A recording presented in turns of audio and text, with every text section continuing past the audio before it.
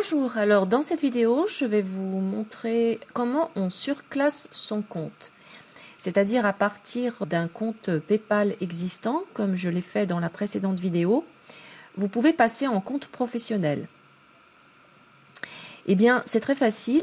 Au-dessous de votre nom, qui est ici, vous avez une ligne, vous avez type de compte, 2 points, premier, et un lien où il est indiqué surclassé.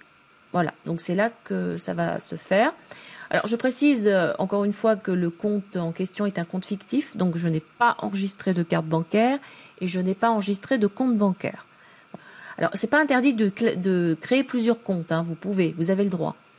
Mais par contre l'adresse email ne sera pas la même. Pour surclasser son compte, il suffit de cliquer ici sur surclasser. Voilà. Et donc là, le surclassement de votre compte va le transformer en compte business.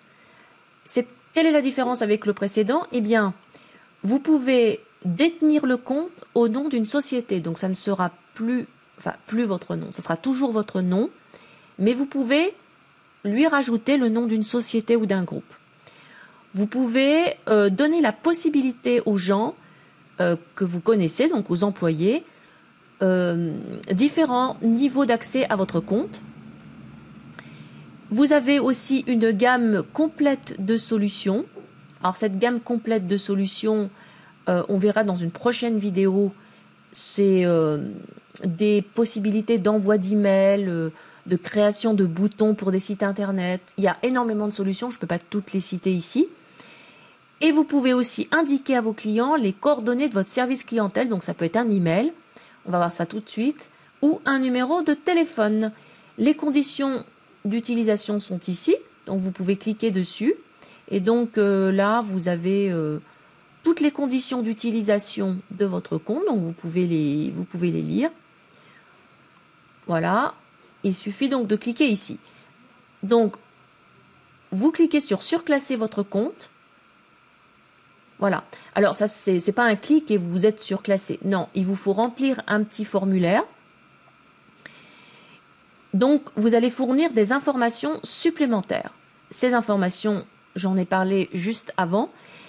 Un numéro de téléphone du service clientèle. Alors, si vous n'en avez pas, vous ne le mettez pas, hein. C'est pas obligatoire. Un email de service clientèle. Si vous vendez des produits, je pense que c'est mieux. Une dénomination sociale d'entreprise, si vous en avez une. L'adresse, un numéro de téléphone professionnel si vous avez une ligne, le nom du contact commercial si c'est vous, vous laissez, si c'est une autre personne, vous modifiez le nom ici. Ensuite, le type de vente, donc quand on déroule ici, vous pouvez être une personne physique, donc si vous n'êtes pas une entreprise, hein, vous pouvez vendre en votre propre nom, ça c'est tout à fait autorisé. Entreprise individuelle, société de personnes, vous avez société par action, enfin vous avez même entité gouvernementale également. La date de naissance du titulaire du compte. Vous choisissez une catégorie de secteur dans lequel vous êtes. Alors ça va des jouets en passant par les services. Alors si vous ne savez pas trop, il y a service autre ici, hein. Voilà, vous remplissez. Vous avez même des sous-catégories. Une sous-catégorie, par exemple, maquillage, quand c'est beauté, parfum, maquillage et produits cosmétiques. Alors là, par contre, c'est estimation du montant moyen par transaction. Ça, c'est très important et c'est pour ça que vous êtes en compte professionnel.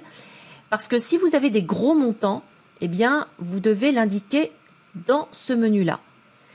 Parce que si vous ne le faites pas, PayPal va trouver ça très curieux. Et ils peuvent vous geler votre compte. Et si ce sont des transactions de votre commerce, s'ils vous gèlent votre compte, vous n'avez aucun moyen de les récupérer. Donc c'est très important. C'est vraiment très très important.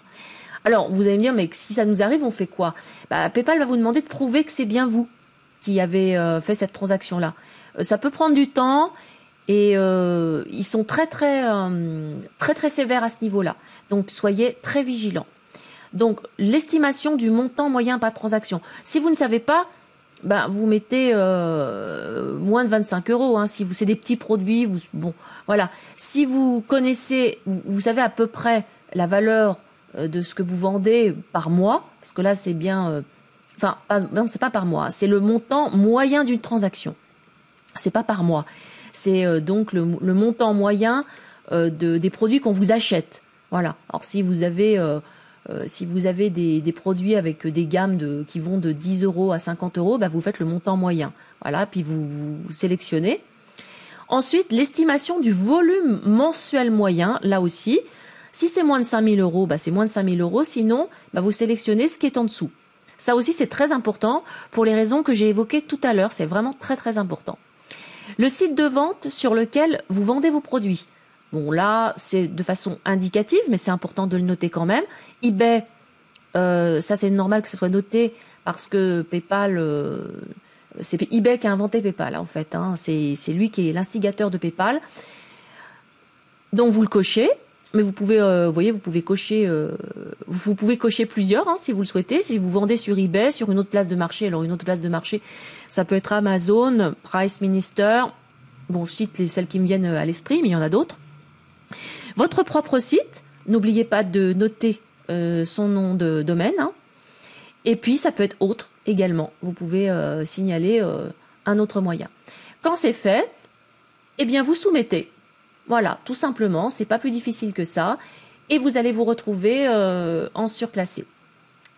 Voilà, à bientôt pour une prochaine vidéo.